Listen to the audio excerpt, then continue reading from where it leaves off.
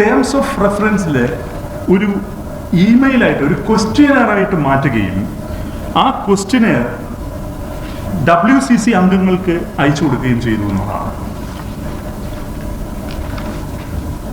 അതായത് terms of reference ഒരു ക്വസ്റ്റ്യനറാക്കി മാറ്റി എന്നിട്ട് ആ ക്വസ്റ്റ്യനർ WCC അംഗങ്ങൾക്ക് അയച്ചു കൊടുത്തു. 12-ാം പേജ് കണ്ടാണ് ഹേമ കമ്മിറ്റി റിപ്പോർട്ടിൻ്റെ ഇതേ രീതി ശാസ്ത്രം എന്തുകൊണ്ട് ഞങ്ങളുടെ കാര്യത്തിലുണ്ടായില്ല? ഈ ക്വസ്റ്റ്യനർ ഞങ്ങൾക്ക് അയച്ചു തരാം, ഞങ്ങളുടെ 21 സംഘടനകൾക്ക് ഞങ്ങൾ അയച്ചു കൊടുക്കും, അവരുടെ അഭിപ്രായം ഞങ്ങൾ എഴുതി തന്നെ കമ്മിറ്റിക്ക് കൊടുത്തേനെ WCC ചെയ്തതുപോലെ. എന്തുകൊണ്ട് ഞങ്ങൾ ഒഴിവാക്കപ്പെട്ടു? എന്തുകൊണ്ട് മലയാളത്തിലെ നിർമ്മാതാക്കളുടെ സംഘടന ഒഴിവാക്കപ്പെട്ടു? എന്തുകൊണ്ട് മലയാളത്തിലെ ആക്ടേഴ്സിന്റെ സംഘടന ഒഴിവാക്കപ്പെട്ടു?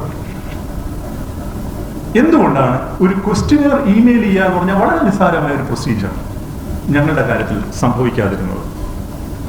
ഇനി അടുത്തത് നോക്കൂ. സി എന്ന് പറയുന്ന ക്ലോസിൽ പറയുന്നുണ്ട്, 2 group meetings were held with the members of WCC who responded to the questionnaire belonging to different categories of women in cinema. Hema committee group meeting നടത്തിയെന്നാണ് പറയുന്നത് WCC അംഗങ്ങളുടെ. ഈ ഗ്രൂപ്പ് മീറ്റിംഗിൽ നിന്ന് ഞങ്ങളുടെ WCC അംഗങ്ങളല്ലാത്ത സ്ത്രീകൾ എങ്ങനെ ഒഴിവാക്കപ്പെട്ടു? എന്താണ് അതിന്റെ മാനദണ്ഡം? ആക്ടേഴ്സ് അസോസിയേഷനിൽ പ്രവർത്തിക്കുന്ന, അമ്മയിൽ പ്രവർത്തിക്കുന്ന സ്ത്രീകൾ എങ്ങനെ ഒഴിവാക്കപ്പെട്ടു? അപ്പൊ ഒരു കൃത്യമായ ഒരു റൂൾ ഓഫ് എക്സ്ക്ലൂഷൻ, ഒഴിവാക്കൽ ഇതിനകത്ത് പ്രവർത്തിച്ചിട്ടുണ്ട് എന്നുള്ളത് പറയാതെ വയ്യ. എഫ് എന്ന ക്ലോസിൽ അവർ പറയുന്നുണ്ട്, WhatsApp groups were created for women. ആ വാട്സപ്പ് ഗ്രൂപ്പിൽ നിങ്ങൾക്ക് പ്രശ്നങ്ങൾ കൈകാര്യം ചെയ്യാം. ഞങ്ങൾ അന്വേഷിച്ചു ഞങ്ങളുടെ എത്ര സ്ത്രീകൾ ആ വാട്സപ്പ് ഗ്രൂപ്പിൽ ചേർക്കപ്പെട്ടിട്ടുണ്ടെന്നുള്ളത്. ഇല്ല എന്ന് തന്നെ വേണം പറയാൻ. ഒന്നും വേണ്ട.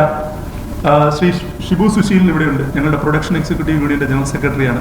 അന്ന് പ്രൊഡക്ഷൻ എക്സിക്യൂട്ടീവ് യൂണിയന്റെ ജനറൽ സെക്രട്ടറി സെവനാർട്സ് മോഹൻ ആയിരുന്നു. ആ പേര് നിങ്ങൾക്കെല്ലാം സുപരിചിതമാണ്. മലയാള സിനിമയിൽ 40-45 വർഷമായിട്ട് പ്രവർത്തിക്കുന്ന പ്രഗത്ഭനായ പ്രൊഡക്ഷൻ കൺട്രോളറാണ് സെവനാർട്സ് മോഹൻ. അദ്ദേഹമായിരുന്നു അന്നത്തെ ജനറൽ സെക്രട്ടറി. ഏറ്റവും കൂടുതൽ ഈ റിപ്പോർട്ടിൽ പരാമർശിച്ചിരിക്കുന്നത് പ്രൊഡക്ഷൻ എക്സിക്യൂട്ടീവ് യൂണിയനെ കുറിച്ചാണ്. സെവനാർട്സ് മോഹനെ ഒരു കൂടിക്കാഴ്ചയ്ക്ക് എന്തുകൊണ്ട് വിളിച്ചില്ല? അത് മാത്രമല്ല, ഞാൻ കമ്മിറ്റിക്ക് മുമ്പാകെ പോയപ്പോൾ, ഞാനത് ഈ അവലോകന രേഖയിൽ ചേർത്തിട്ടുണ്ട്, ഞാൻ കമ്മിറ്റി മുമ്പാകെ പോയപ്പോൾ ഞാൻ കമ്മിറ്റിയോട് ആവശ്യപ്പെട്ടു, ഞങ്ങളുടെ മുഴുവൻ ജനറൽ സെക്രട്ടറിമാരെ എങ്കിലും നിങ്ങൾ കേൾക്കണം. അവർ ഞങ്ങളുടെ അടിസ്ഥാന വർഗ മേഖലയിൽ പ്രവർത്തിക്കുന്ന സ്ത്രീകളെ നിങ്ങളുടെ മുമ്പിൽ എത്തിക്കും, സമയമാവുമ്പോൾ വിളിപ്പിക്കാമെന്നാണ് പറഞ്ഞത്. അങ്ങനെ ഒരു തുടർ നടപടിയും ഉണ്ടായിട്ടില്ല. ഇനി മറ്റൊന്ന്, ഞങ്ങളുടെ ഡാൻസേഴ്സ് യൂണിയനെ കുറിച്ച് ഒരു പരാമർശം 47-ാമത്തെ ഖണ്ഡികയിൽ പറയുന്നുണ്ട്. ഞങ്ങളുടെ ഡാൻസേഴ്സ് യൂണിയനിലെ 2 വനിതകളെ വിളിച്ചു. അവർ സവിശേഷമായിട്ട് അവർ നേരിടുന്ന സെക്ഷൽ ഹരാസ്മെന്റ് സംബന്ധമായ പ്രശ്നങ്ങളെ അവർക്ക് ഉണ്ടായിട്ടില്ല. അങ്ങനെയുള്ള കാര്യങ്ങൾ, ഗുരുതരമായ പ്രശ്നങ്ങൾ കമ്മിറ്റിയെ ധരിപ്പിക്കത്തക്ക വിധത്തിൽ ആ തൊഴിൽ മേഖലയിൽ അവർക്ക് അനുഭവപ്പെടുന്നില്ല എന്ന് പറഞ്ഞു. അതിന് ഈ കമ്മിറ്റി ആ മൊഴിയെ എങ്ങനെയാണ് രേഖപ്പെടുത്തിയതെന്നുള്ളത് നിങ്ങൾ നോക്കണം. To repeated questions from all angles, they repeated that they have no problem. From other inputs which we have during our study, അത് വളരെ ഇമ്പോർട്ടൻ്റ് ആണ് കേട്ടോ. From other inputs which we have during our study, we formed an opinion that they were deliberately suppressing the relevant information from the committee. അവർ കമ്മിറ്റിയിൽ നിന്നും മനഃപൂർവ്വം വസ്തുതകൾ മറച്ചു വെക്കുകയായിരുന്നു എന്ന് പിന്നീട് ഞങ്ങൾക്ക് കിട്ടിയ വിവരങ്ങളുടെ അടിസ്ഥാനത്തിൽ ഞങ്ങൾക്ക് ബോധ്യപ്പെട്ടു എന്നുള്ളതാണ്.